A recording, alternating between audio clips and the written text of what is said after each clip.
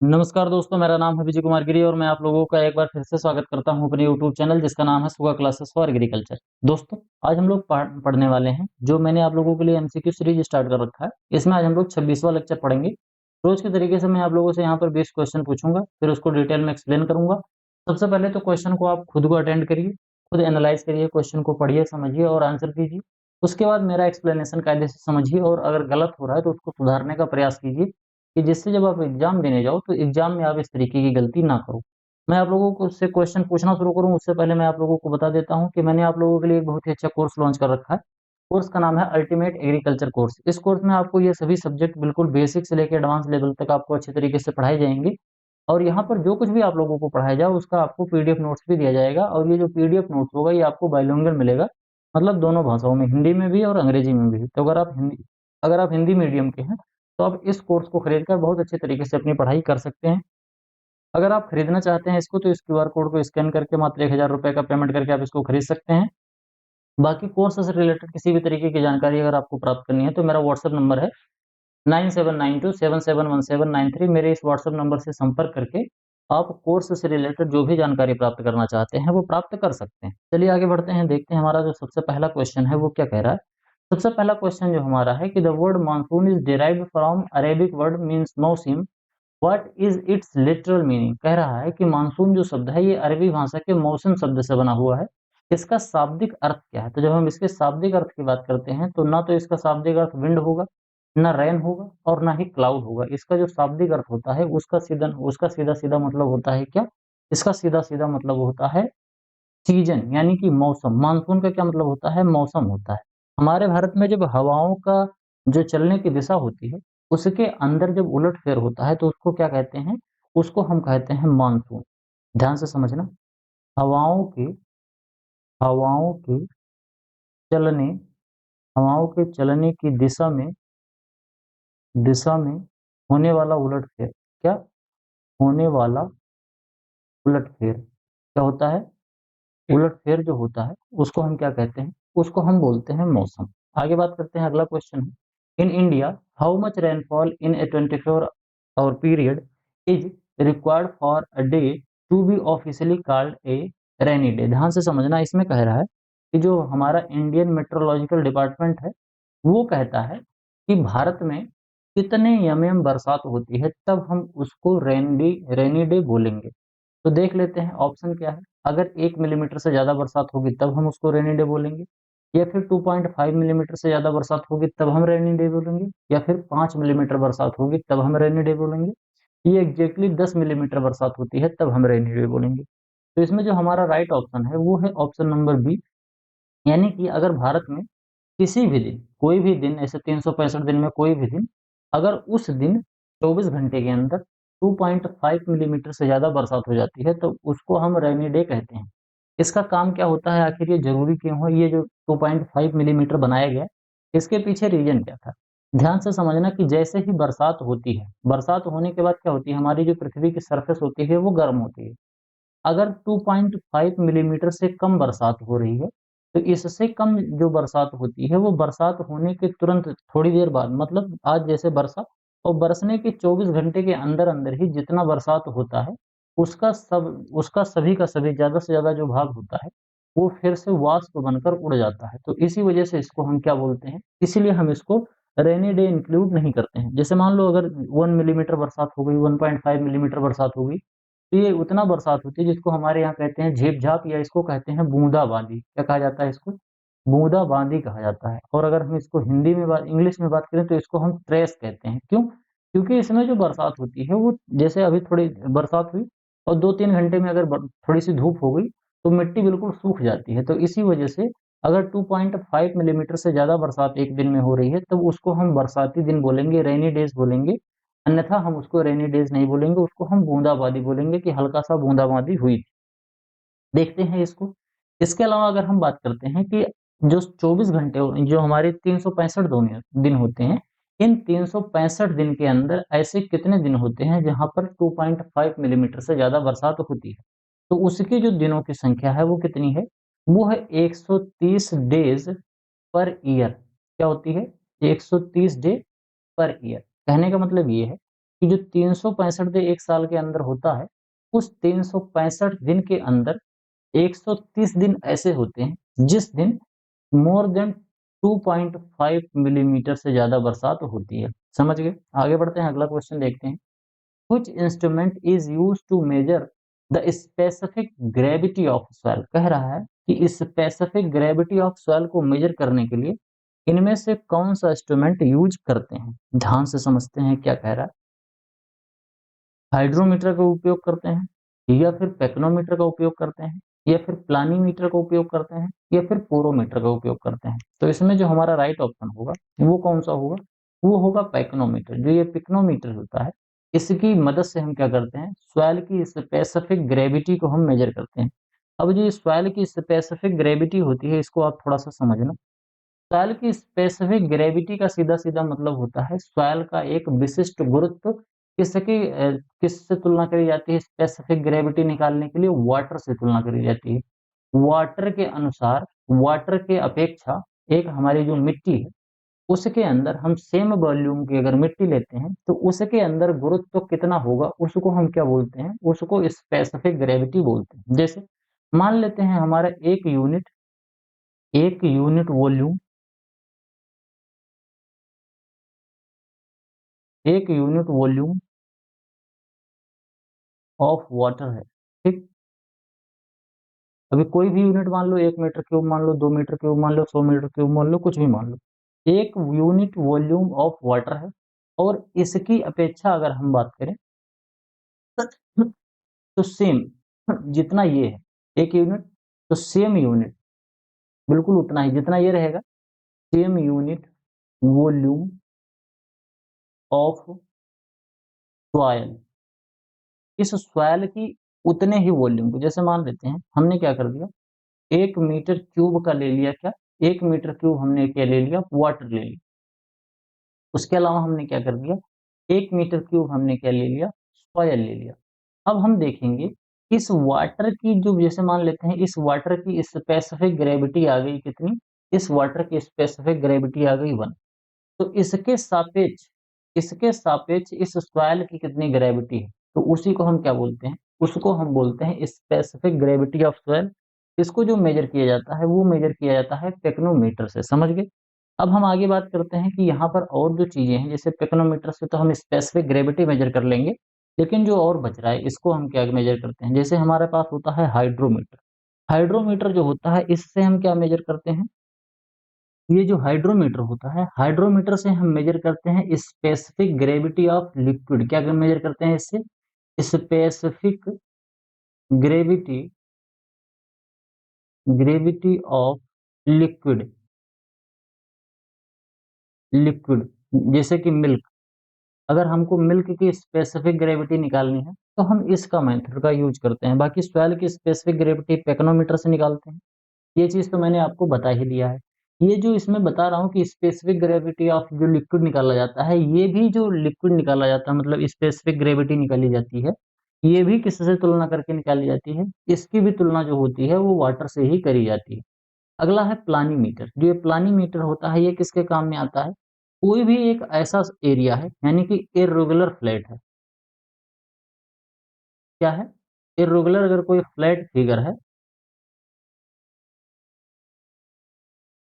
जैसे कि लीव्स, जो पत्तियां होती हैं, उनका एरिया निकालने के लिए, ठीक, इसका एरिया निकालने के लिए हम किसका इस्तेमाल करते हैं? प्लानीमीटर का। सीधे सीधे हम बात करें तो किसका?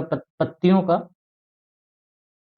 का क्षेत्रफल, पत्तियों का क्षेत्रफल निकालने के लिए इसका प्रयोग किया जाता है। अगला है पोरोमीटर। पोरो जो मीटर होता है, ये क्या मेजर करता है? ये मेजर करता है behaviour and resistant of stomata. ध्यान से समझो क्या कह रहे हैं, बिहेवियर एंड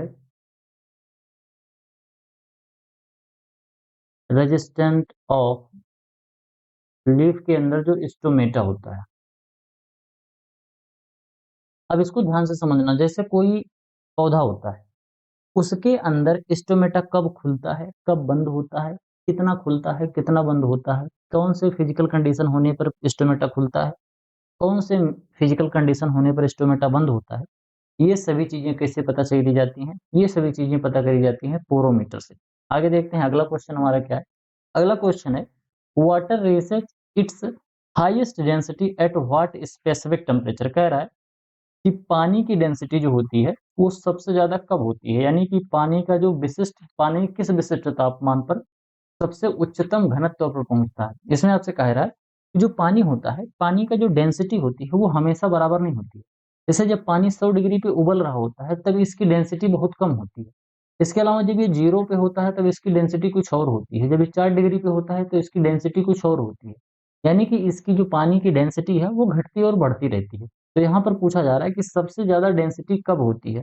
तो पानी की जो सबसे ज्यादा डेंसिटी होती है वो होती है 4 डिग्री सेंटीग्रेड पर। ये जो 4 डिग्री सेंटीग्रेड है, इस पे पानी की जो डेंसिटी होती है वो सबसे ज्यादा होती है। जैसे पानी जब भाप बन जाता है, क्या बन जाता है, जब पानी भाप बन जाता है तो इसकी जो डेंसिटी होती है, यानी कि क्या, इसका जो घनत्व होता है वो घट जाता है। और जब बर्फ बनता है तो बर्फ बनने पर भी इसका जो घनत्व होता है वो घट जाता है। बाकी जो ये होता है 4 डिग्री सेंटीग्रेड, यानी कि जब पानी बिल्कुल ठंडा होता है, तरल माध्यम में होता है, तो उस समय पर इसकी जो डेंसिटी होती है वो सबसे ज्यादा होती है। 4 पर सबसे ज्यादा डेंसिटी होता है। और इसके बाद जैसे ही 4 से जैसे ही ये 0 डिग्री सेंटीग्रेड की तरफ जाएगा, वैसे वैसे क्या होता है, इसके अंदर प्रसार होता है। पानी जो होता है इसके अंदर फैलाव होता है, फैलाव। और इस फैलाव की वजह से क्या होता है, बर्फ बनते बनते, यानी कि जो पानी है, पानी जब ये बर्फ बनने लगता है, पानी बर्फ बनते बनते क्या हो जाता है, इसके अंदर फैलाव होता है, लगभग 9% का फैलाव हो जाता है। यानी कि अगर हमने अगर हमने क्या कर दिया, अगर मान लेते हैं हमने इतनी दूर तक ऐसे पानी ले लिया, ठीक, और इस पानी को हमने फिर फ्रिज में रख दिया। जैसे आप लोगों ने देखा होगा जब आइस क्यूब जमाने के लिए हम लोग फ्रिज में पानी रखते हैं, तो क्या होता है कि जब वो बर्फ बनता है तो आइस जो ट्रे होती है, जिस ट्रे में हमने पानी को रखा था, आप लोग देखेंगे कि उस ट्रे में पानी थोड़ा सा ऊपर उठ जाता है। जितनी दूर पानी रहता है बर्फ उससे थोड़ा सा ऊपर हो जाता है। तो ऐसा क्यों होता है, क्योंकि जो पानी होता है जब वो बर्फ बनता है तो उसके अंदर प्रसार होता है 9% का। और इसी वजह से जो पानी हो, बर्फ जो होता है ये पानी में तैरता है। बर्फ जो होता है ये क्या करता है, पानी में तैरता है। क्यों तैरता है, क्योंकि तैरता है, ये क्यों तैरता है, क्योंकि जो हमारा बर्फ होता है, ये जब पानी जो होता है ये बर्फ में कन्वर्ट होता है, तो बर्फ की जो डेंसिटी होती है वो घट जाती है। तो आप लोगों को पता होना चाहिए कि अगर किसी चीज की डेंसिटी पानी से कम है तो वो पानी में तैरेगी। तो जो बर्फ होता है इसकी डेंसिटी, हमारा जो लिक्विड पानी जो है, तरल है, उसकी डेंसिटी से कम होता है, इसीलिए बर्फ तैरने लगता है। समझ गए? आगे बात करते हैं, अगला है, for warm cloud seeding which material is most commonly utilize. कह रहा है कि गर्म बादल बीज रोपण के लिए आमतौर पर किस सामग्री का उपयोग किया जाता है। यहाँ पर ये जो बीज रोपण है इसको कहते हैं वर्षा कराना, ठीक, कृत्रिम वर्षा जिसको कहते हैं, कृत्रिम वर्षा। ये कृत्रिम जो वर्षा होती है इसको हम बोलते हैं क्लाउड सीडिंग। तो क्लाउड सीडिंग जो होती है वो दो तरीके की होती है। एक तो हमारी होती है warm cloud seeding, warm cloud seeding, और एक होती है कोल्ड क्लाउड सीडिंग। क्या होती है, कोल्ड क्लाउड सीडिंग। अब ये दोनों में अंतर क्या होता है, जो कोल्ड क्लाउड सीडिंग होती है इसमें जो हमारा जल वाष्प होता है, क्या, जो जल वाष्प है, ये जल वाष्प में कुछ, जैसे हमारा बादल होता है, तो बादल जो होता है वो तरीके का क्या होता है, बादल एक तरीके का जल वाष्प ही तो होता है।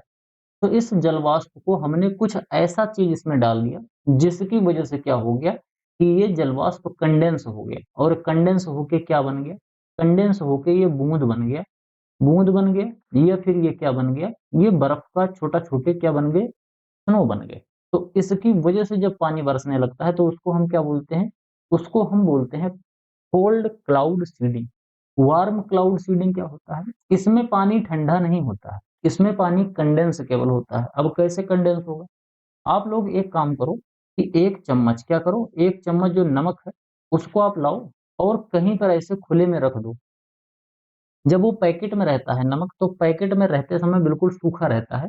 अगर उसको आप चम्मच से गिराओगे तो बहुत आराम से गिरेगा। लेकिन जब आप उसको लाके बाहर रख दोगे तो क्या करेगा, वो अपने अगल-बगल का जो एटमॉस्फेयर होता है, वहाँ के एटमॉस्फेयर का जो जलवाष्प होता है, वो अपने अंदर एब्ज़ॉर्ब कर लेता है और वो जो नमक है, वो कैसा हो जाता है, वो जो नमक होता है, वो फिर चिपचिपा-सा हो जाता है। आप लोगों ने देखा होगा जब आप कभी होटल में जाते हो, तो आप होटल में देखोगे कि जो मेज़ पे एक नमक की डिब्बी रखी होती है, वो हमेशा गीली रहती है। मतलब उसके अंदर जो नमक होता है, वो चिपचिपा-सा रहता है। क्यों? क्योंकि उसके अंदर जो सुराख होता है डिब्बी के अंदर, उसी सुराख के माध्यम से जो नमक होता है वो जलवाष्प को अपने पास अट्रैक्ट कर लेता है। तो इसको हम क्या बोलते हैं? इस तरीके से जब सीडिंग होती है तो उसको हम वार्म क्लाउड सीडिंग बोलते हैं। इसमें क्या किया जाता है कि हवाई जहाज के माध्यम से जैसे मान लेते हैं यहाँ पर ऐसे बादल है। हवाई जहाज के माध्यम से गए और इसके ऊपर हमने उस नमक का छिड़काव कर दिया। तो जब हम नमक का छिड़काव कर देंगे, तो ये जल वाष्प जो है, वो क्या होगा नमक के कणों के ऊपर चिपक जाएगा और नमक धीरे-धीरे पृथ्वी पर आएगा, तो ये पानी भी नीचे आ जाएगा। तो इसको हम क्या बोलते हैं? इसको हम वार्म क्लाउड सीडिंग बोलते हैं। और जो कोल्ड क्लाउड सीडिंग होता है, इसमें जल वाष्प क्या होता है? ये जल वाष्प उस केमिकल की वजह से जो केमिकल हम बादलों के ऊपर डाल रहे हैं, इसकी वजह से जल वाष्प जल्दी से ठंडा हो जाता है और ठंडा होने के बाद फिर वो बूँद में कन्वर्ट हो जाता है या फिर छोटे-छोटे स्नो में कन्वर्ट हो जाता है और फिर बाद में वही बरस के नीचे आता है, तो हम उसको क्या बोलते हैं? Cold cloud seeding. तो मैंने यहाँ पर आपको बता ही दिया कि जो नमक होता है, वो वार्म क्लाउड सीडिंग के लिए उपयोग किया जाता है। तो हमारा जो ऑप्शन नंबर सी हो जाएगा, ये हमारा बिल्कुल राइट ऑप्शन हो जाएगा। अब इसके अलावा हम बात करते हैं इसमें जो सिल्वर आयोडाइड होता है, सिल्वर आयोडाइड जो होता है ये किसके लिए यूज़ किया जाता है? सिल्वर आयोडाइड जो होता है ये कोल्ड क्लाउड सीडिंग के लिए यूज़ किया जाता है। यानी कि जब बादलों में हम सिल्वर आयोडाइड डालते हैं, तो इससे जो जल वाष्प है वो ठंडा हो जाता है और ठंडा होके बूँद बन जाता है और बूँद ज़मीन पर गिरती है। समझ गए? इसके अलावा हम आगे बात करेंगे, आगे किसकी बात करेंगे जो ड्राई आइस होता है, यानी कि जिसको हम सॉलिड कार्बन डाइऑक्साइड बोलते हैं। ये सॉलिड कार्बन डाइऑक्साइड होता है, इसमें कार्बन डाइऑक्साइड जो गैस है, इसको बहुत ज़्यादा ठंडा कर दिया जाता है और बहुत ज़्यादा ठंडा होता है तो ये बर्फ जैसे बन जाता है। तो जब इसको हम बादलों पर डालते हैं और फिर बादल जो हैं ठंडे होके पानी बन जाते हैं और बूँद के रूप में गिरते हैं, तो उसको भी हम कोल्ड क्लाउड सीडिंग बोलते हैं। तो यानी कि सिल्वर आयोडाइड और इसके अलावा ड्राई आइस जो है, ये कोल्ड क्लाउड सीडिंग के लिए काम में आता है और सोडियम क्लोराइड जो होता है, ये वार्म क्लाउड सीडिंग के लिए काम में आता है। आगे बात करते हैं, छठवां क्वेश्चन क्या है? What percentage of India's total rainfall is contributed by the north east monsoon? कह रहा है भारत की कुल वर्षा में उत्तर-पूर्वी मानसून का कितना प्रतिशत होता है? ध्यान से समझें। भारत में जो ज़्यादातर बरसात होती है, वो कौन-सी मानसून से होती है? दक्षिणी पश्चिमी मानसून से होती है। दक्षिणी पश्चिमी यानी कि साउथ वेस्ट जो मानसून होता है, इस साउथ वेस्ट मानसून से भारत में ज़्यादा बरसात होती है। यहाँ पर पूछा जा रहा है कि उत्तरी पूर्वी मानसून से भारत में कितनी बरसात होती है? तो सबसे ज़्यादा तो नहीं होगी, लेकिन कुछ तो होगी ही। वो कुछ कितना होगी? तो जो साउथ वेस्ट मानसून नॉर्थ वे ईस्ट मानसून होता है, उससे भारत में कितना होता है? उसमें 15% बरसात होती है। 15% जो बरसात होती है, किसकी वजह से होती है? ये होती है नॉर्थ ईस्ट मानसून से, नॉर्थ ईस्ट मानसून से। इसके अलावा 75% जो बरसात होती है, ये किससे होती है? ये होती है साउथ वेस्ट मानसून से, साउथ वेस्ट मानसून से। अब ये जो साउथ वेस्ट मानसून होता है, यही मेन रेन वाला सीज़न होता है। मेन जो रेनी सीज़न होता है, मेन जो रेनी सीज़न होता है इंडिया में, ये साउथ वेस्ट मानसून की वजह से होता है लगभग 75%। तो 75% इसकी वजह से हो गया और 15% इसकी वजह से होगा। दोनों मिला के कितना हो जाएगा? दोनों मिला के हो जाएगा हमारा 90%। बच रहा 10%। ये 10% जो बरसात होती है, ये 10% किसकी वजह से होती है? ये होती है पश्चिमी विक्षोभ के कारण। क्या होता है? पश्चिमी विक्षोभ जो होता है, ये पश्चिमी विक्षोभ की वजह से यानी कि वेस्टर्न डिप्रेशन की वजह से 10% बरसात भारत के अंदर होती है। भारत में जो ठंडियों में बरसात होती है, ये कब होती है 10% बरसात? ये होती है सर्दियों में। कब होती है? ये सर्दियों में बरसात होती है। सर्दियों में जो ओलावृष्टि होती है या सर्दियों में जो नॉर्थ इंडिया में आपको बरसात देखने को मिलती है, वो इसी की वजह से होती है, पश्चिमी विक्षोभ की वजह से। समझ गए? तो टोटल भारत में इस तरीके से बरसात होती है। इसके अलावा एक चीज़ और बात करते हैं कि ये जो नॉर्थ ईस्ट मानसून है, जो 15% बरस रहा है, ये नॉर्थ ईस्ट मानसून कहाँ पर सबसे ज़्यादा बरसता है? तो नॉर्थ ईस्ट जो मानसून है, सबसे ज़्यादा तमिलनाडु में बरसता है और इसके अलावा जो आंध्र प्रदेश है, वहाँ बरसता है। अब अगर कोई पूछ ले कि तमिलनाडु और आंध्र प्रदेश में सबसे ज़्यादा कहाँ बरसता है? तो जो नॉर्थ ईस्ट मानसून होता है, नॉर्थ ईस्ट मानसून सबसे ज़्यादा कहाँ पर बरसता है? तमिलनाडु व्यवस्था है। और इसी वजह से क्या कहा जाता है, इसी वजह से कहा जाता है कि तमिलनाडु जो होता है यहाँ पर साल भर में 2 बार रेनी सीजन आता है। साल भर में इसमें 2 बार यहाँ पर आपको रेनी सीजन देखने को मिलता है। आगे बात करते हैं, अगला क्वेश्चन है, medium range weather forecasting is issued for a period valid period of, यानी कि मध्यम अवधि का जो मौसम पूर्वानुमान होता है इसकी वैधता अवधि कितनी के लिए, यानी कि कितनी वैधता अवधि के लिए जारी करी जाती है। ध्यान से समझना, कह रहा है कि जब हम मीडियम रेंज का वेदर फोरकास्ट करते हैं, यानी कि जब मीडियम रेंज की भविष्यवाणी करते हैं मौसम से संबंधित, तो वो कितने दिन का होता है। बात करते हैं कि जो हमारा भारतीय मेट्रोलॉजिकल डिपार्टमेंट है, इंडियन मेट्रोलॉजिकल डिपार्टमेंट जो होता है, ये वेदर फोरकास्टिंग जो करता है वो 3 तरीके से करता है। कौन-कौन सा है? एक तो हमारा होता है short range forecasting, short range forecasting, एक तो होता है शॉर्ट रेंज फोरकास्टिंग, दूसरा होता है क्या? दूसरा होता है हमारा medium, medium range forecasting, medium range forecasting. और तीसरा कौन सा होता है? तीसरा हमारा होता है लॉन्ग रेंज फोरकास्टिंग। अब देखो ध्यान से, जो शॉर्ट रेंज फोरकास्टिंग होता है ये कितने दिन का होता है? शॉर्ट रेंज जो फोरकास्टिंग होता है ये लेस देन होता है, कितने दिन? लेस देन 3 घंटे, तो less than 3 days. Less than 3 days का क्या मतलब होता है? लेस देन 3 डेज की अगर हम बात करते हैं तो ये होता है, लेस देन 3 डेज जो होता है ये होता है हमारा लगभग लगभग 72 घंटे का, 72 आवर का होता है, समझ गए? अरे यार 24 दूना 48, 24 तिया 72। इसके अलावा मीडियम रेंज जो होता है इसमें 3 दिन से 10 दिन की वेदर फोरकास्ट करी जाती है, यानी कि भविष्य में 3 से 10 दिन के आसपास में बरसात होगी कि नहीं होगी, तो उसको मीडियम रेंज बोलते हैं। इसके आगे होता है हमारा लॉन्ग रेंज फोरकास्टिंग। तो जो लॉन्ग रेंज फोरकास्टिंग होता है वो कितने दिन का होता है? जब 10 दिन से ज्यादा की हम फोरकास्टिंग करते हैं, 10 दिन से ज्यादा, यानी कि आने वाले 15 दिन में, 20 दिन में, 1 महीने में, 2 महीने में कितनी मौसम कैसा रहने वाला है, ये हम उपयोग करते हैं किसमें? इसको हम क्या कहते हैं? Long range forecasting. अब इन सबका काम अलग-अलग होता है, ध्यान से समझना। ये जो शॉर्ट रेंज फोरकास्टिंग होता है, इसका हम उपयोग कहाँ करते हैं? शॉर्ट रेंज जो फोरकास्टिंग होता है, इसका ज़्यादातर हम उपयोग करते हैं फसल की हार्वेस्टिंग के लिए। इस किसमें करते हैं? इसको हम ज़्यादातर यूज़ करते हैं फसल की हार्वेस्टिंग करने के लिए। जैसे मान लो कि आपकी जो धान की फसल है, वो बिल्कुल तैयार हो चुकी है, या बाजरे की फसल है, बिल्कुल तैयार हो चुकी है। आप सोच रहे हो कि हम इसकी हार्वेस्टिंग करेंगे, लेकिन मौसम का पूर्वानुमान है कि अगले 72 घंटे में बरसात हो सकती है, तो आप क्या करोगे कि 3 दिन आप नहीं काटोगे, कोई दिक्कत वाली बात नहीं है, 3 दिन बाद आप काटोगे। ये जो मीडियम रेंज होता है, इसका आम तौर पर जो उपयोग किया जाता है, वो क्या किस लिए किया जाता है? इरिगेशन शेड्यूलिंग के लिए। किसके लिए? इरिगेशन शेड्यूलिंग के लिए। अगर हमको बरसात पता चल रहा है कि आने वाले 8-10 दिन में बरसात होगी, 10 दिन में, 7-8 दिन में, तो हम क्या करेंगे कि अगर सिंचाई करनी है, तो हम या तो करेंगे सिंचाई, बहुत हल्की सी सिंचाई कर देंगे जिससे 4-5 दिन का काम चल जाए, और या तो फिर हम निग्लेक्ट करेंगे। अगर 7-8 दिन काम चल जाएगा सिंचाई से, बिना सिंचाई के, तो हम क्या करेंगे? नहीं करेंगे, कि जिससे आगे 3 से 10 दिन में जो बरसात होने वाली है, उसमें हमारा क्या हो जाए, उसमें हमारा प्रॉपर तरीके से पानी मिल जाएगा पौधे को, कोई दिक्कत नहीं होगी जब बरसात हो जाएगा। ये जो लॉन्ग रेंज फोरकास्टिंग होती है, इसको हमको क्रॉप सिलेक्शन में मदद होती है। क्रॉप सिलेक्शन, अब क्रॉप सिलेक्शन का आप मतलब समझिए, जैसे आपने देखा वेदर फोरकास्टिंग आई और आपने देखा कि बढ़िया बरसात होगी, तो बढ़िया बरसात होगी, आपने क्या कर दिया कि हम राइस की फसल लगाएंगे। अगर आपको पहले पता चल जाए कि बहुत बढ़िया बरसात नहीं होगी, तो आप क्या लगाओगे? इसकी जगह पर आप क्या लगा दोगे? उड़द लगा दोगे, या कोई ऐसी फसल लगा दोगे जिसकी वाटर रिक्वायरमेंट कम होती है। तो ये तीनों तरीके से अलग-अलग काम में लिया जाता है, समझ गए? बाकी ये थोड़ा-थोड़ा सा वेरी करता है पर्सन टू पर्सन पर भी, और बाकी अन्य परिस्थितियों पर वेरी करता है। नॉर्मली इसीलिए इसको यूज़ किया जाता है।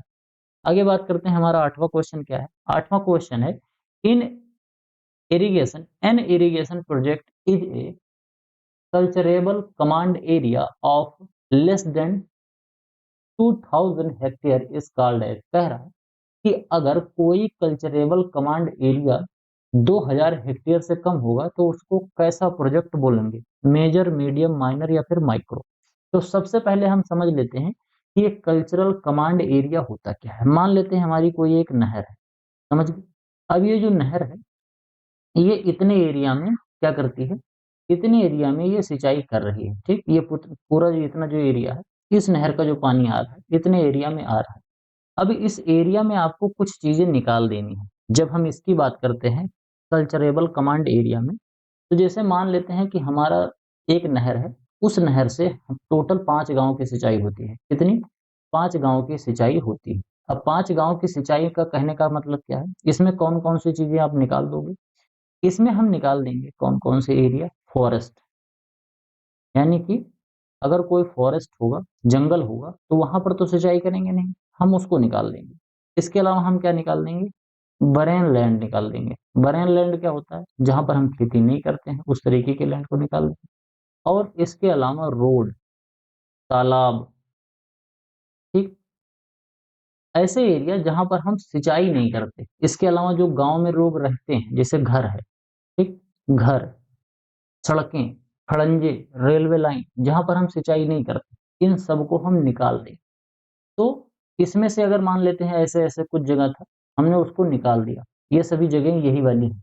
अब जब हमने इसको निकाल दिया तो बाकी ये जो पूरी जगह बच रही है, इस पूरी जगह को हम क्या कहेंगे? इस पूरी जगह को हम कल्चरेबल कमांड एरिया बोलते हैं। जो कल्चरेबल कमांड एरिया होता है, कल्चरेबल कमांड एरिया, इसको फ़ॉर्मूला क्या होता है? इसका फ़ॉर्मूला होता है gross command area, gross command area minus, gross command area minus uncultivated land.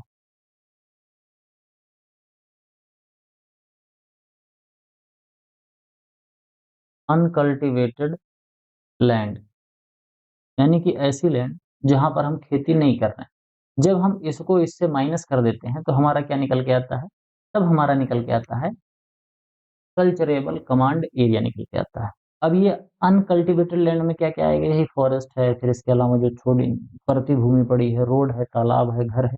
इस तरीके की जो चीज़ें होती हैं जहाँ पर हम सिंचाई नहीं करते हैं, वो सभी हमारे किसमें आ जाएँगे? अनकल्टीवेटेड या फिर अनकल्चरेबल लैंड इसको हम कहते हैं। समझ गए यहाँ तक बात? तो अब इस तरीके तो होता है हमारा cultural command area, culturable command area. अब इसके बाद जब हम बात करते हैं कि जो हमारे कल्चरेबल कमांड एरियाज़ होते हैं, ये कितने तरीके के होते हैं, तो जो कल्चरेबल कमांड एरिया के हिसाब से जो प्रोजेक्ट बनाए गए हैं, वो हमारे होते हैं माइनर प्रोजेक्ट, मीडियम प्रोजेक्ट और मेजर प्रोजेक्ट। जो हमारे माइनर प्रोजेक्ट होते हैं, माइनर प्रोजेक्ट जो होते हैं, इनका जो एक सीसीए होता है, यानी कल्चरेबल कल्चरेबल कमांड एरिया, वो कितना होता है? वो होता है लेस देन 2000 हेक्टेयर। 2000 से कम होगा तो क्या होगा? माइनर बोलते हैं। और अगर ये 2000 से कितना होगा? 2000 से ये 10,000 तक होगा तो उसको हम क्या बोलेंगे? 2000 से 10,000 होगा तो उसको हम मीडियम बोलेंगे। और मोर देन 10,000 होगा तो हम उसको क्या बोलेंगे? मोर देन 10,000 होगा तो उसको हम बोल देते हैं मेजर प्रोजेक्ट। यानी कि कोई हमारे पास एक ऐसा प्रोजेक्ट है जहां से हम 2000 हेक्टेयर से कम भूमि की सिंचाई करते हैं तो उसको माइनर प्रोजेक्ट बोलेंगे। 2000 से 10,000 करेंगे तो मीडियम प्रोजेक्ट बोलेंगे और 10,000 से ज्यादा करेंगे तो उसको हम मेजर प्रोजेक्ट बोलेंगे। तो क्योंकि यहाँ पर हम किसकी बात कर रहे हैं? हम 2000 की बात कर रहे हैं। तो 2000 की बात कर रहे हैं तो 2000 किस में आएगा? 2000 हमारा आएगा माइनर प्रोडक्ट में। बहुत लोग फंस जाते हैं कि सर जी इसमें होगा क्यों? क्योंकि 2000 तो यहाँ पर भी मिल रहा है, 2000 यहाँ पे मिल रहा है। तो ध्यान से समझना, यहाँ पर 2000 से ज़्यादा है, यानी कि 2001 होगा। 2000 की जो सबसे टर्मिनल लिमिट है, बिल्कुल लास्ट वाली, वो 2000 हेक्टेयर तक इसी में आएगा। 2000 हेक्टेयर से अगर थोड़ा-सा भी ज़्यादा होगा, 2001 हेक्टेयर हो गया, तब वो मीडियम में जाएगा, समझ गए? इसीलिए मैंने इस तरीके से आपको बताया भी था कि बीच में जब इसको रखूँगा तो बच्चे कन्फ्यूज़ होंगे कि मीडियम लगाएँ कि माइनर लगाएँ। तो ये माइनर में जाएगा, समझ गए? आगे बढ़ते हैं, देखते हैं हमारा 9वाँ क्वेश्चन क्या है? Which instrument is utilized to measure the intensity of global या total incoming solar radiation? ध्यान से समझना, जो सोलर रेडिएशन होता है, यानी कि सूर्य से आने वाला जो विकिरण होता है, जिसको हम क्या बोलते हैं? सौर विकिरण बोलते हैं। ये जो सोलर रेडिएशन आता है, ये पृथ्वी पर दो तरीके से आता है। दो तरीके कौन कौन से हैं? एक तो आता है डायरेक्ट, एक तो कैसे आता है, एक तो आता है डायरेक्ट, और दूसरा कैसे आता है, डायरेक्ट आता है, और दूसरा आता है डिफ्यूज करके। जो डिफ्यूज करके आ रहा है इसको हम क्या बोलते हैं, इसको हम बोलते हैं विसरित। विसरित बोलते हैं, या कई जगह पर इसको विचलित भी कहा जाता है। क्या कहते हैं इसको, विचलित कहते हैं। और ये जो डायरेक्ट आता है इसको हम क्या बोलते हैं, प्रत्यक्ष। प्रत्यक्ष रूप से सूर्य से कितनी विकिरण आ रही है और डिफ्यूजन की वजह से कितनी आ रही है, ध्यान से समझते हैं। ये हमारी पृथ्वी है। पृथ्वी पर यहाँ पर एक इतना बड़ा सा खेत है। इस खेत को हमने यहाँ पर ऐसे निकाल के बाहर रख दिया, ये वाला जो खेत था ऐसे कर दिया। अब इस पर जब सूर्य की ऊष्मा ऐसे पड़ेगी, ठीक, इस तरीके से सूर्य की ऊष्मा पड़ेगी, तो जो सूर्य की ऊष्मा डायरेक्ट इस खेत में आ रही है उसको तो हम प्रत्यक्ष बोलेंगे। लेकिन क्या होता है, सूर्य की ऊष्मा जब चलती है तो इसके अंदर स्कैटरिंग होती है, मतलब डिफ्यूजन होता है। कैसे स्कैटरिंग होती है, सूर्य की किरण यहाँ से ऐसे चल रही थी, यहाँ पर वाष्प की बूंद आ गई। उस वाष्प की बूंद ने इसको किरण को विचलित कर दिया, विचलित करके यहाँ आ गया। यहाँ पर फिर एक बूंद आई, इसने विचलित कर दिया, सूर्य की किरण यहाँ हो गई। फिर एक बूंद यहाँ मिल गई तो इसने ऐसे विचलित कर दिया। तो इस तरीके से जब विचलन होकर सूर्य की किरण आती है तो उसको क्या बोलते हैं, उस उसको डिफ्यूज रेडिएशन बोलते हैं। ये क्यों होता है, क्योंकि हमारे पृथ्वी की जो एटमॉस्फेयर है उसमें बहुत ढेर सारे पार्टिकुलेट मैटर होते हैं, बहुत ढेर सारे जल वाष्प के कण होते हैं। इनकी वजह से स्कैटरिंग होती है। अगर कोई पूछे कि सबसे ज्यादा विचलन किसका होता है, तो सबसे ज्यादा जो विचलन होता है वो बैगनी रंग का होता है। जैसे सूर्य से जो निकलने वाली किरणें होती हैं 7 रंग की होती हैं, तो बैगनी रंग का विचलन सबसे ज्यादा अधिक होता है। ये आप लोगों ने, विचलन सबसे ज्यादा अधिक होता है, ये मैंने आप लोगों ने हाई स्कूल इंटर में पढ़ा भी होगा। इसके अलावा अगर सबसे कम कोई पूछे तो जो लाल रंग होता है, लाल रंग का जो विचलन होता है वो सबसे ज्यादा कम होता है। समझ गए यहाँ तक बात। तो सूर्य से जो ये आ रही है, सूर्य से जो किरणें चाहे डायरेक्ट आ रही हैं चाहे इनडायरेक्ट आ रही हैं, उनको हम क्या बोलते हैं, टोटल इनकमिंग सोलर रेडिएशन बोलते हैं, जो कि सूरज से आती है। तो यहाँ पर क्वेश्चन पूछा जा रहा है कि टोटल सोलर रेडिएशन जो सूर्य से आ रही है उसको किसके द्वारा मेजर करते हैं, तो उसको जो मेजर करते हैं वो करते हैं किससे, इसको मेजर करते हैं पायरानोमीटर से। समझ गए, पायरानोमीटर से क्या मेजर किया जाता है, पायरानोमीटर से मेजर किया जाता है टोटल इनकमिंग सोलर रेडिएशन जो पृथ्वी की सतह पर आती है। इसके अलावा हम बात करते हैं किसकी, इसके अलावा यहाँ पर हमारे पास जो है पायरोहेलियोमीटर है। इसका किस में यूज करते हैं, पायरोलियोमीटर जो होता है इसको हम यूज करते हैं डायरेक्ट बीम सोलर रेडिएशन, यानी कि जो डायरेक्ट आ रही है।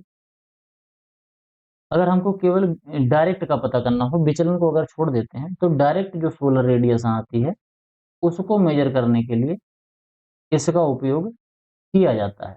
समझ गए। इसके अलावा बात करते हैं किसका, पोरोमीटर। पोरो जो मीटर होता है ये क्या मेजर करता है, ये स्टोमेटा के बिहेवियर को मेजर करता है। क्या करता है, स्टोमेटा जो होता है इसके बिहेवियर को मेजर करता है। स्टोमेटा,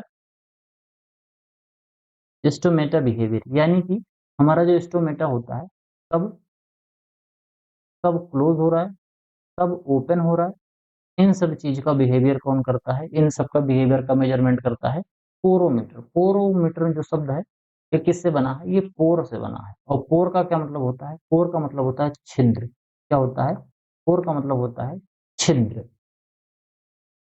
छिद्र जिसको हम पोर बोलते हैं, छिद्र जिसको हम क्या बोलते हैं, सुराख। सुराख इसको हम कह सकते हैं या छिद्र कहते हैं इसको। ऐसे ऐसे छिद्र लिखा जाता है कुछ, हाँ ऐसे छिद्र लिखा जाता है, समझ गए। तो ये होता है छिद्र। जो पत्तियां होती है, पत्तियों में जो माइन्यूट माइन्यूट से छिद्र होते हैं उन्हीं को हम स्टोमेटा बोलते हैं। अगला है हमारा क्या, अल्टीमीटर। अल्टीमीटर से हम क्या मेजर करते हैं, अल्टीमीटर से हम हाइट मेजर करते हैं। हाइट जिसको हम क्या कहते हैं, हाइट के अलावा हम इसको एल्टीट्यूड भी बोलते हैं।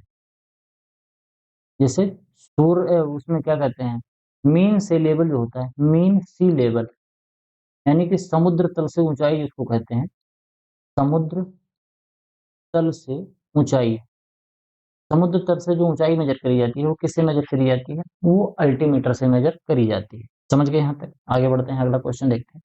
How much does water expand by volume when it freezes into ice. कह रहा है कि बर्फ के जमने पर पानी आयतन के अनुसार कितना फैलता है। तो पानी के आयतन में 9% का प्रसार होता है।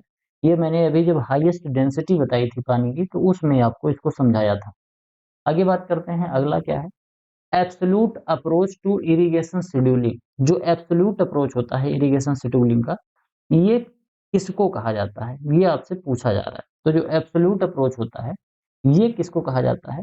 तो इसमें जो हमारा राइट ऑप्शन हो जाएगा, वो हो जाएगा ट्रांसपिरेशन रेशियो अप्रोच। जो ट्रांसपिरेशन रेशियो अप्रोच होता है, इसको हम क्या बोलते हैं? इसको एब्सोल्यूट अप्रोच बोलते हैं। इसमें जो हम इरिगेशन देते हैं, वो कैसे देते हैं? पौधे ने कितना वाष्पोत्सर्जन किया, उसके हिसाब से हम पौधे को पानी देते हैं, तो इसको हम क्या बोलते हैं? Transpiration ratio approach. इसके अलावा एक होता है सोलर मॉइस्चर डिफेक्ट, यानी कि मृदा में नमी कितना कम हुई, मृदा में नमी कितनी कम हुई, उसको जब देख के हम देते हैं, तो ये दूसरा मेथड होता है। ये सभी हमारे मेथड होते हैं इरिगेशन शेड्यूलिंग के।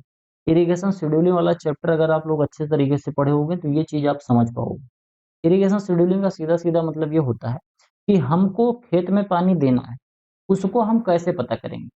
एक तो हम पता करेंगे मिट्टी को देखकर, एक हम पता करेंगे पौधे को देखकर, और एक हम पता करेंगे इरिगेशन वाटर और कम्युलेटिव पैन इवापोट्रांसपिरेशन अप्रोच से। तो टोटल हमारे पास मेनली 3 मेथड होते हैं, और इन तीनों मेथड से हम पता करते हैं कि हमको पानी कितनी देना है। ठीक, यानी कि पत्तियों को देखकर देते हैं, मिट्टी को देखकर देते हैं, और हमारे आसपास का एनवायरनमेंट जो होता है, irrigation water upon CPE ratio, उसके हिसाब से देते हैं। तो ये 3 तरीके होते हैं, और फिर तीनों के अंदर अलग-अलग तरीके होते हैं। तो मेनली ये 3 तरीके होते हैं जिससे हम अपने खेतों में कब इरिगेशन करना है, उसको हम पता लगाते हैं। समझ गए? तो यहाँ पर जो एब्सोल्यूट अप्रोच होता है, वो ट्रांसपिरेशन रेशियो वाला अप्रोच होता है। यानी कि हमको पानी एग्जैक्टली कितना देना है। अगर हमको एग्जैक्ट पानी का निकालना हो कि हमको पौधे को कितना पानी देना है, तो उसके लिए ट्रांसपिरेशन रेशियो अप्रोच का इस्तेमाल किया जाता है। पौधे ने ट्रांसपिरेशन कितना किया है, उसके आधार पर हम पानी देते हैं। समझ गए? आगे हम बात करते हैं किसकी? आगे बात करते हैं, अगला क्वेश्चन है अकोची डिजीज। अकोची डिजीज जो है राइस में, वो किसकी टॉक्सिसिटी की वजह से होता है जब वो जल भराव की स्थिति में होता है? इस तरीके से आपसे क्वेश्चन पूछा जा रहा है। तो बात करते हैं मीथेन की, तो मीथेन तो होगा नहीं, क्योंकि मीथेन जो होता है, ये कब निकलता है?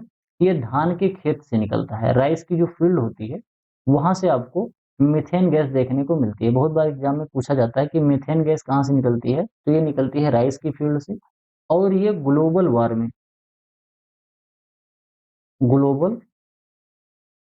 ग्लोबल जो वार्मिंग होता है, उसको बढ़ाने में मीथेन का बहुत बड़ा रोल होता है। अकोची डिजीज जो होता है, वो हाइड्रोजन सल्फाइड की टॉक्सिसिटी से होता है। तो हमारा जो राइट ऑप्शन होगा, ये होगा ऑप्शन नंबर बी। समझ गए? इसके अलावा बात करते हैं कि जब डीनाइट्रिफिकेशन होता है, तो नाइट्रस ऑक्साइड निकलता है। क्या निकलता है? नाइट्रस ऑक्साइड कब निकलता है? डीनाइट्रिफिकेशन के अंतर्गत ये गैस निकलती है। आगे बात करते हैं, अगला क्वेश्चन क्या है? अगला जो हमारा क्वेश्चन है, in total agricultural credit which score has the highest which score has the highest contribution 74%। ध्यान से समझना, कह रहा है कि अगर हम बात करते हैं एग्रीकल्चर सेक्टर में टोटल लोन देने की, तो एग्रीकल्चर सेक्टर में सबसे ज्यादा लोन कौन सा बैंक देता है? कोऑपरेटिव बैंक देता है, कि रीजनल रूरल बैंक देता है, या कॉमर्शियल बैंक देता है, या प्राइवेट मनी लेंडर देते हैं? तो इसमें जब हम बात करेंगे, तो हमारा जो राइट ऑप्शन होगा, वो कौन सा होगा? इसमें सबसे ज्यादा जो लोन देते हैं, वो हमारे कॉमर्शियल नेशनलाइज जो बैंक होते हैं, वो बैंक देते हैं। जैसे पीएनबी है, एसबीआई है, बैंक ऑफ इंडिया है। इस तरीके के जो हमारे नेशनलाइज बैंक होते हैं, ये क्या करते हैं? ये पैसा ज्यादा देते हैं एग्रीकल्चर में। समझना, जैसे मान लेते हैं पूरे भारत में 100 रुपए लोन में दिए गए, किसमें?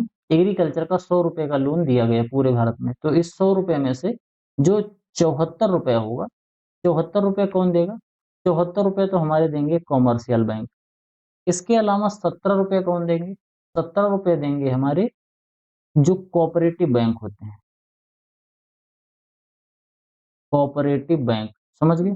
इसके अलावा बचता है कितना? 9%। तो 9% जो बच रहा है, ये 9% कौन देगा? यानी कि 9 रुपए जो होंगे, ये कौन देंगे? ये हमारे देंगे जो रीजनल रूरल बैंक होते हैं, ये देते हैं। समझ गए? तो आरआरबी लगभग 9% देता है, कोऑपरेटिव बैंक 17%, और 74% कौन देता है? जो हमारे कॉमर्शियल बैंक होते हैं, ये देते हैं। यानी कि 100 रुपए में से 74 रुपये इसने दिया, 13 रुपये इसने, 17 रुपये इसने दिया, 9 रुपये इसने दिया, तो कुल मिला के 100% हो गया। तो एग्रीकल्चर में जितना पैसा आता है, इसी इसी परसेंटेज में अलग अलग बैंकों के द्वारा दिया जाता है। समझिए, कोऑपरेटिव बैंक कितना देता है? Cooperative bank 17%। आरआरबी 9% और ये वाणिज्य जो बैंक होते हैं ये कितना देते हैं, ये 74% देते हैं। ये परसेंटेज जो है इसको आप याद कर लेना, बहुत ही इंपॉर्टेंट है। नाबार्ड और इसके अलावा जो आईबीपीएस एफओ जैसे एग्जाम होते हैं उसमें बहुत क्वेश्चन ऐसे पूछे जाते हैं। आगे बात करते हैं, अगला क्वेश्चन है the total amount of precipitation in India is scored as 1194 यानी कि 1194 millimetre. What is its equivalent generated volume. कह रहा है कि भारत के अंदर जो एक साल में बरसात होता है वो 1094 मिलीमीटर होता है। कह रहा है कि 1094 मिलीमीटर जो भारत में बरसात होती है, अगर इसको हम वॉल्यूम में लिखें तो कितना होगा। 130 मिलियन हेक्टेयर होता नहीं, 130 मिलियन हेक्टेयर मीटर होगा नहीं, ये वाला होगा नहीं। हमारा राइट ऑप्शन कौन सा हो जाएगा, 400 million hectare metre. 400 million hectare metre जो पानी होता है, 400 मिलियन हेक्टेयर मीटर पानी जो होता है वो कितना होता है, 994 मिलीमीटर होता है। समझ गए, वो सॉरी 1194 मिलीमीटर पानी होता है। अब ध्यान से समझना, ये 400 मिलियन हेक्टेयर मीटर क्या होता है। हमारे पास एक बहुत बड़ा सा खेत है, एक हमारे पास इतना बड़ा सा खेत है, इसका जो टोटल एरिया है वो कितना है, ये है 400 मिलियन हेक्टेयर। ये 400 मिलियन हेक्टेयर खेत है। अगर इस 400 मिलियन हेक्टेयर खेत को हमने क्या बना दिया, एक स्विमिंग पूल बना दिया। ध्यान से समझना, 400 मिलियन हेक्टेयर का जो खेत है इसको हमने क्या बना दिया, इसको हमने बना दिया एक स्विमिंग पूल। अब जब ये स्विमिंग पूल बनके तैयार हुआ तो इस स्विमिंग पूल में हमने 1 मीटर पानी भर दिया, 1 मीटर पानी भर दिया। इस पूरे इतने बड़े से स्विमिंग पूल में 400 मिलियन हेक्टेयर मीटर का, 400 मिलियन हेक्टेयर का जो खेत था उसमें जब 1 मीटर हमने पानी भर के उस स्विमिंग पूल बना दिया जिसमें 1 मीटर पानी भरा हुआ है, तो वो जितना पानी होगा उसको हम 400 मिलियन हेक्टेयर मीटर पानी कहते हैं। समझ गए, ये बरसात के द्वारा आया हुआ पानी होता है भारत के अंदर। ये भारत की पूरी सीमा रेखा जो है उसके अंदर आया हुआ पानी होता है। आगे बात करते हैं, अगला क्वेश्चन हमारा कौन सा है, 15वां क्वेश्चन है। 15वां क्वेश्चन पढ़ते हैं, which instrument is used to measure the rate of transpiration in plant। Plant के अंदर कितनी तेजी से ट्रांसपिरेशन हो रहा है, यानी कि वाष्पोत्सर्जन की दर कितनी तेजी से हो रही है, वाष्पोत्सर्जन कितना तेजी से हो रहा है, इसको मेजर करने के लिए कौन से इंस्ट्रूमेंट का उपयोग करते हैं। एक एक करके समझते हैं। सबसे पहले तो हम देख लेते हैं लाइसीमीटर। तो लाइसीमीटर का जो उपयोग किया जाता है वो किया जाता है इवापोट्रांसपिरेशन को मेजर करने के लिए।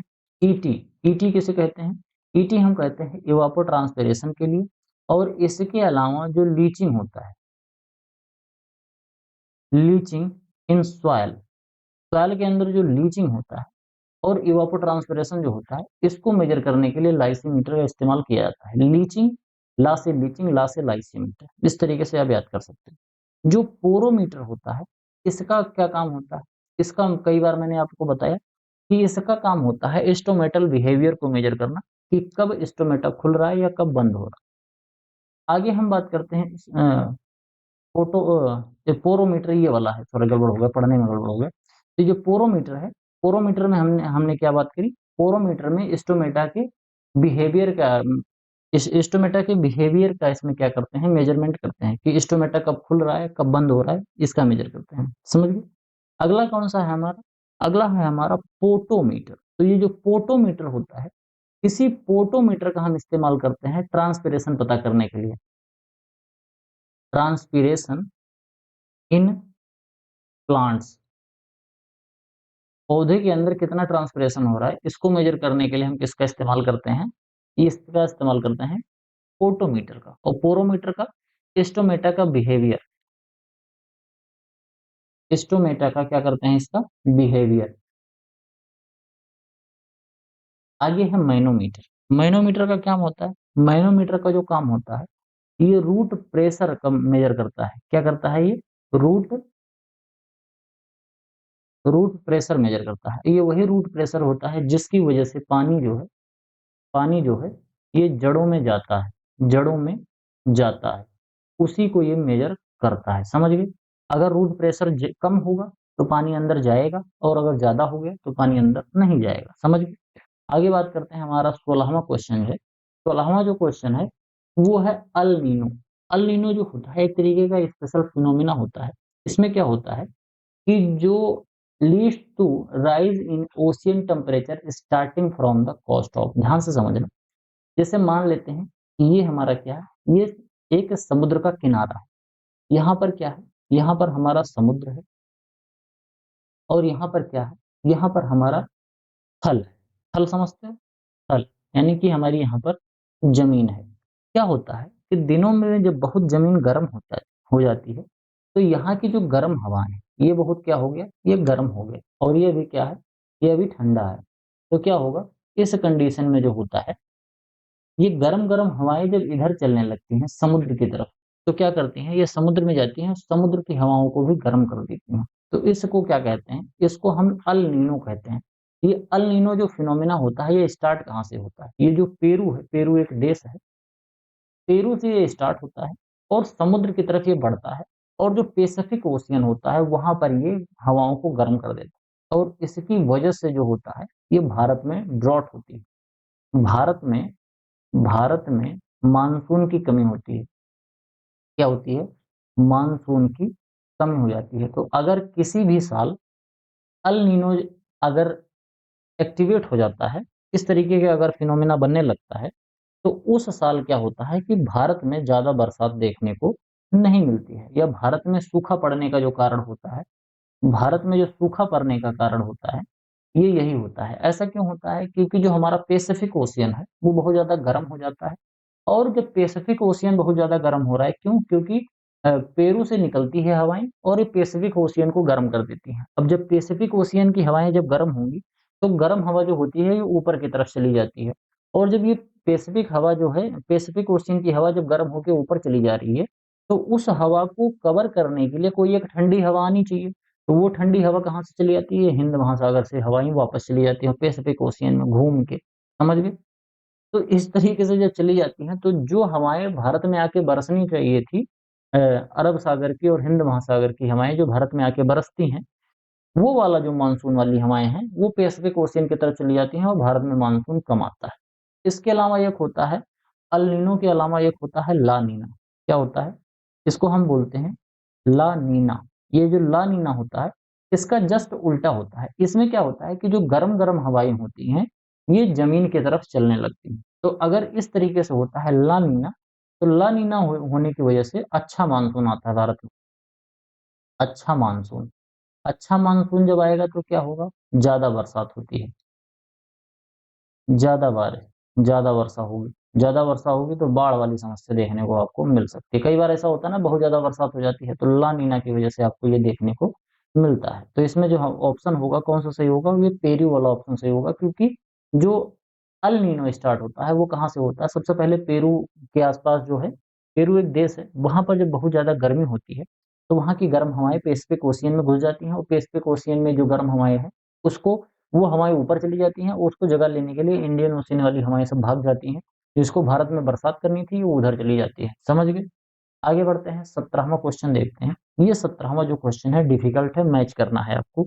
यहाँ पर आपको दिया गया है लिस्ट 1 जिसमें क्रॉप की लिस्ट दी गई है और यहाँ पर दिया गया है irrigation water upon CPE ratio. तो सबसे पहले तो हम ये irrigation water upon CPE ratio को थोड़ा-सा समझ लेते हैं कि आखिर ये है किस बला का नाम। तो जब हम इसके समझने की बात करते हैं, तो इसको हम समझ लेते हैं। क्या कह रहा है? Irrigation water upon CPE ratio. तो इरिगेशन वाटर आईडब्ल्यू क्या होता है? आईडब्ल्यू का मतलब होता है इरिगेशन वाटर। क्या होता है? आईडब्ल्यू का मतलब होता है इरिगेशन इरिगेशन वाटर। इसके अलावा सीपीई रेशियो का क्या मतलब होता है? इसको हम कहते हैं cumulative cumulative pan evapotranspiration evaporation cumulative pan evaporation. ठीक। वैसे इवापोरेशन केवल नहीं कहेंगे, इसको इवापोट्रांसपिरेशन कहते हैं।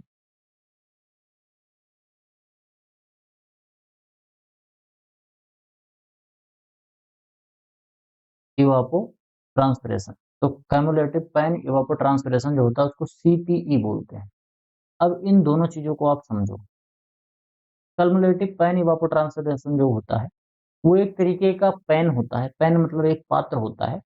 उस पात्र को अपने खेत में रख दिया जाता है और उस पात्र में 24 घंटे के अंदर कितना पानी कम हुआ है उसको जब हम मेजर करते हैं, वो किस में मेजर करते हैं? या तो हम मिलीमीटर में मेजर करते हैं और या तो फिर हम किस में मेजर करते हैं, या तो फिर हम सेंटीमीटर में मेजर करते हैं। जैसे हमने क्या किया, इतना बड़ा सा एक पैन रख दिया। कम्युलेटिव पैन इवापोट्रांसपिरेशन के बारे में मैंने बहुत डिटेल में अपने अल्टीमेट एग्रीकल्चर कोर्स में पढ़ाया है।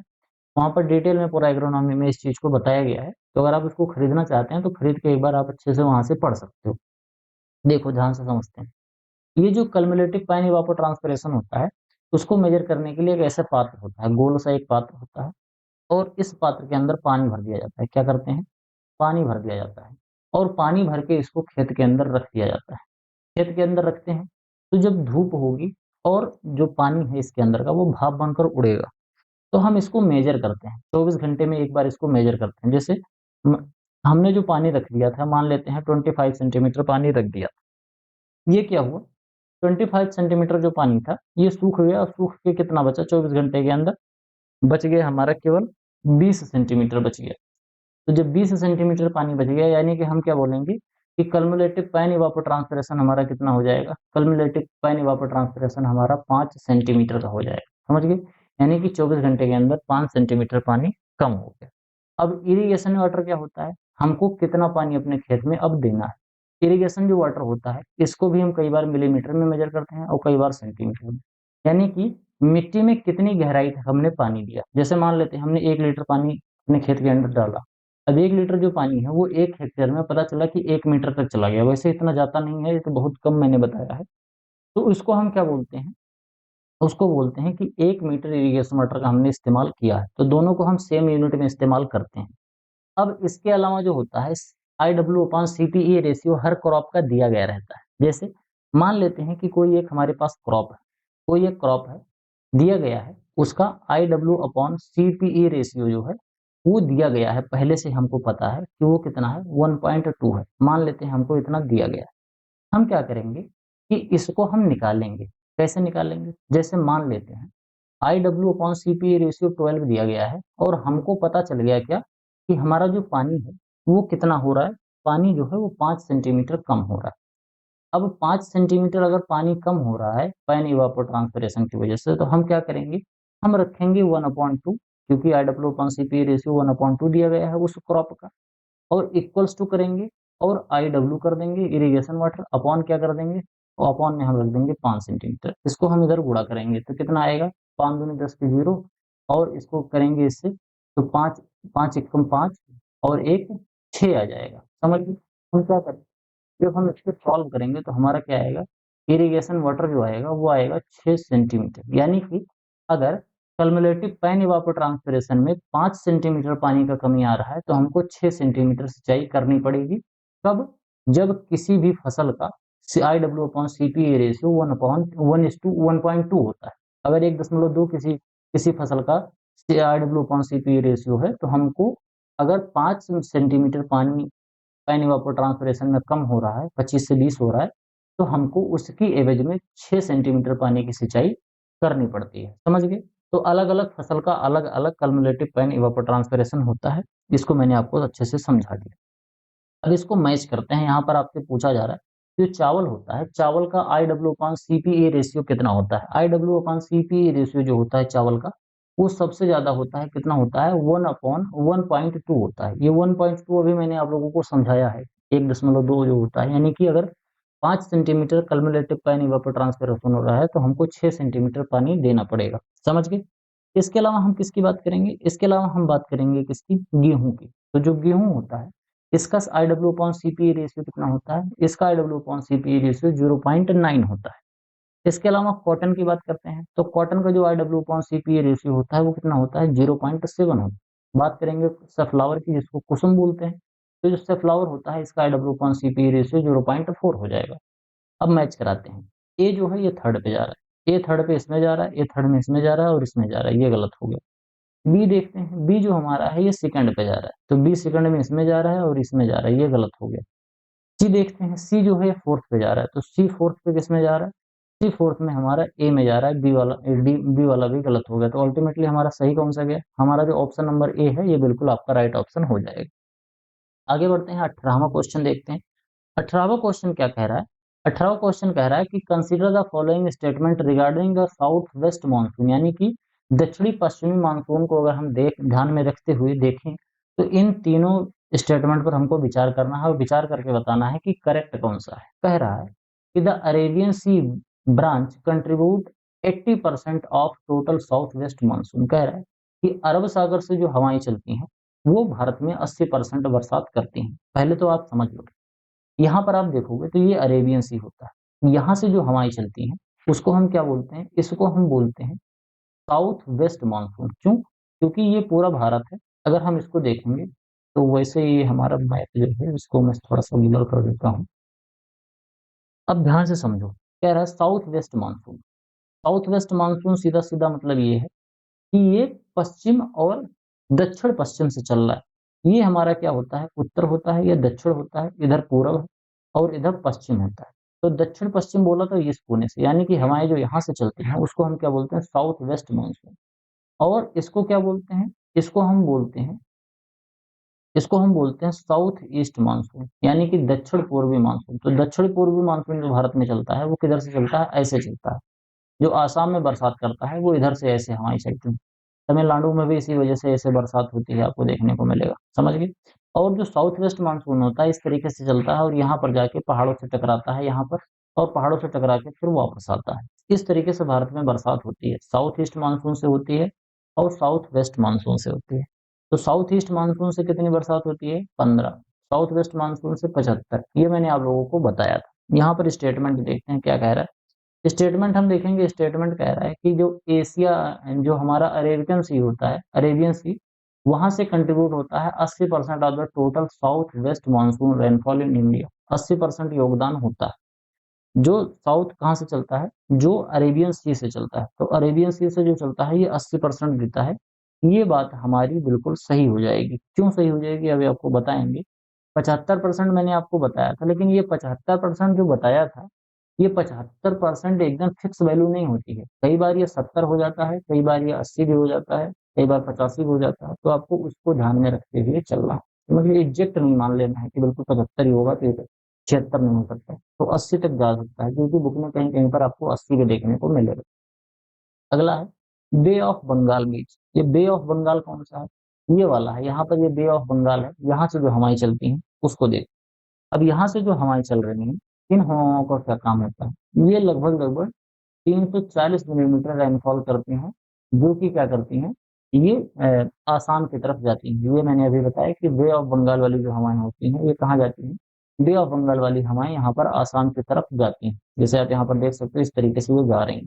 तो बे ऑफ बंगाल वाली जो हवाएं हैं ये आसाम की तरफ जा रही हैं और 340 मिलीमीटर बरसात कर रही हैं। ये स्टेटमेंट भी हमारा बिल्कुल सही हो जाएगा। तो पहला स्टेटमेंट सही हो गया, दूसरा हो गया। तीसरा देखते हैं। जब साउथ वेस्ट मानसून की बात करते हैं, यानी कि दक्षिणी पश्चिमी जो मानसून होता है वो विथड्रॉ कब होता है कंप्लीटली? ये क्या है? 1 सितंबर बोल रहा है, तो 1 सितंबर गलत हो जाएगा। 1 सितंबर को कंप्लीटली विथड्रॉ नहीं होता है। वो कब होता है? ये होता है 15 अक्टूबर को। यानी कि जो साउथ वेस्ट मानसून स्टार्ट होता है 1 जुलाई के आसपास, 1 जून के आसपास में, 1 जून से ये शुरू होता है और ये पहले जाएगा इधर से, तो बरसात करता हुआ जाएगा और जाएगा पहाड़ों पे टकराएगा हिमालय से, और वहां से फिर वापस आता है और वापस आके फिर से ये कहाँ चला जाता है? फिर से उसी समुद्र में चला जाएगा। साउथ वेस्ट जहां से आया था अरेबियन सी में, वहीं से चला जाता है।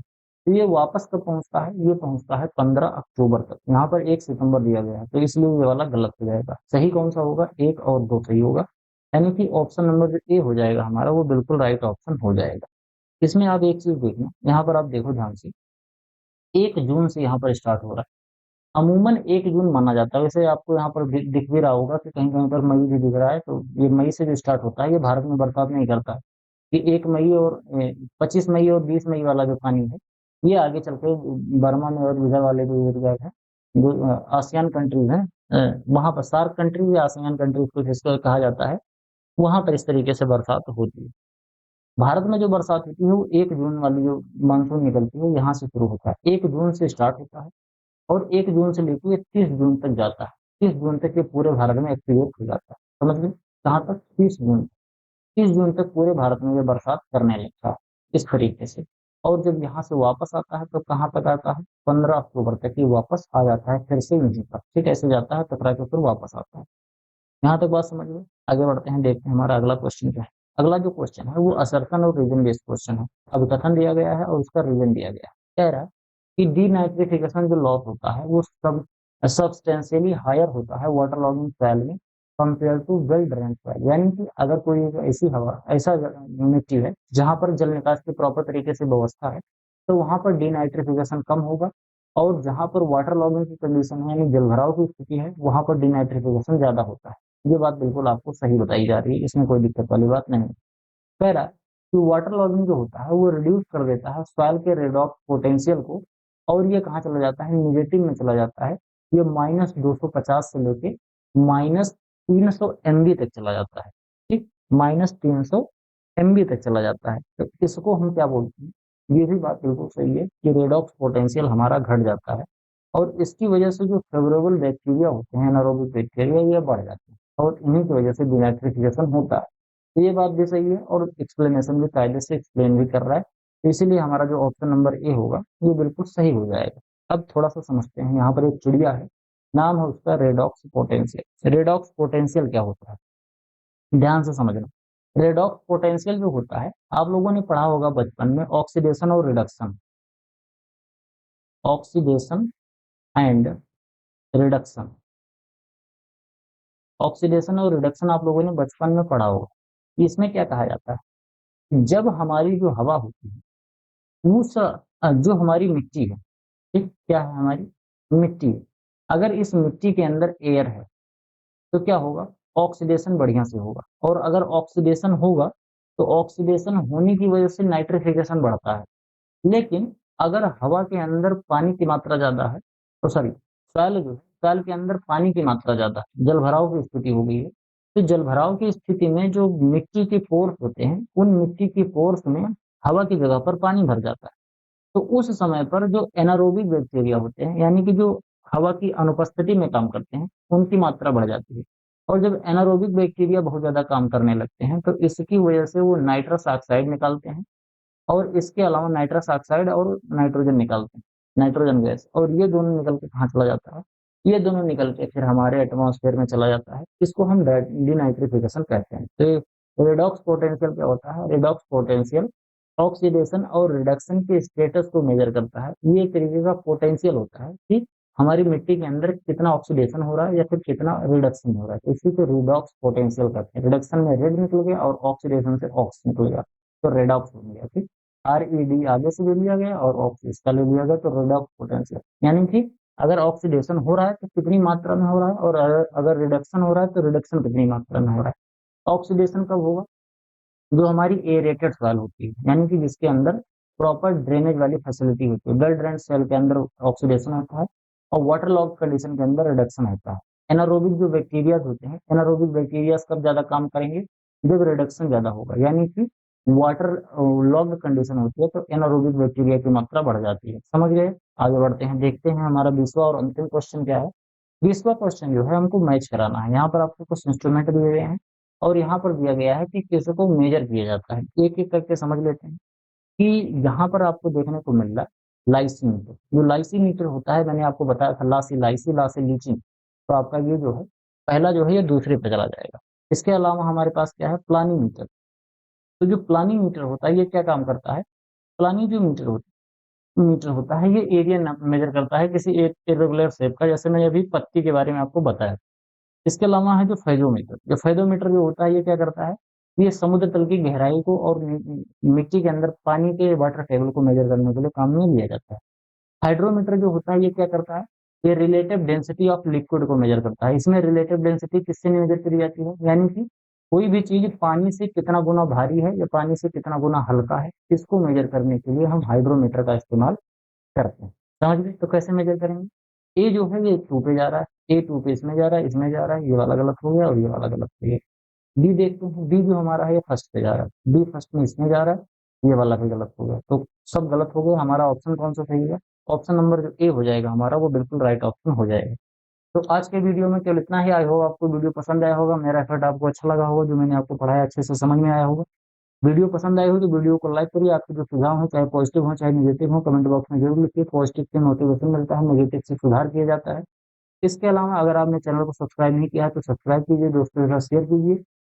बाकी अगर एक बार आप अच्छे तरीके से पढ़ना चाहते हैं, इधर उधर भटकने से अच्छा है एक बार कोर्स खरीद लो और अच्छे तरीके से पढ़ो, इधर-उधर कहीं भटकना नहीं पड़ेगा। तो उसके लिए आप मेरा व्हाट्सएप नंबर है 9792771773 पर संपर्क करके अल्टीमेट एग्रीकल्चर कोर्स खरीद के अच्छे तरीके से पढ़ाई कर सकते हो। मिलते हैं किसी दूसरी वीडियो में, तब तक के लिए इजाज़त दीजिए। धन्यवाद।